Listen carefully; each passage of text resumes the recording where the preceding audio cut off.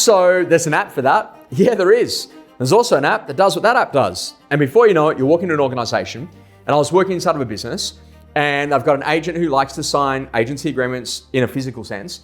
They've got someone else who likes to use like a proprietary piece of software. They've got someone else who likes to use something that's already inside of their workflow. And the long story short, they had 4 different ways that someone could sign either an agency agreement or a contract of sale. And literally it was a compliance nightmare on the inside of your business. And this is why it's so critically important to get clear and have a great app stack review. What are all the apps that you've got inside of your business that they've currently got to log into? Which ones do they actually use on the day-to-day? And where do you have duplication of process that if you just went all in on one way, that it would significantly improve the overall workflow inside of your business? And that might mean, for example, that you've got a signing technology that absolutely guarantees compliance and is in a position that if ultimately there is a price change, you press one button and automatically is then updated rather than having to go through and re-update everything and make it all happen again and all that extra rework. App stacks are incredibly important inside of a business. Now, when you think about your app stacks, you've got lots of different things. You've got what is our CRM? What do we use for our PM CRM? What do we do around email? What do we do around calendaring? What about meetings? Do we actually do that on like a Zoom or something else? When it actually comes to internal communications, do we use like Slack or something else? Like what are the specific things that we actually use inside this organization?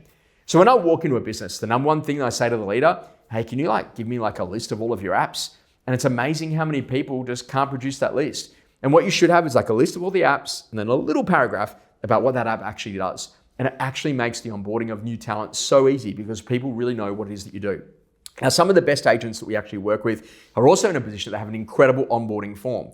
So when you come to join the organization, hey, here's a list of all of our apps. Just tell us which ones you actually need help with. Okay, great. When it comes to that CRM, no, I need help on that one. When it comes to that signing technology, no, I'm good at that. When it comes to being in a position I can book in photos, no, I'm good at that. If I'm giving feedback to my videographer, no, I know how to use that. And this is the most important part because then you can actually work out where they believe that they're at, test them on a few of them, and then ultimately then you can marry them to other people inside the organization so they can go and spend some time with that person in ops and that person inside of our property management business and that person inside of our sales business, so they're getting better socialization of like a passport where they're talking to the best people in the business that know how to use that app for that.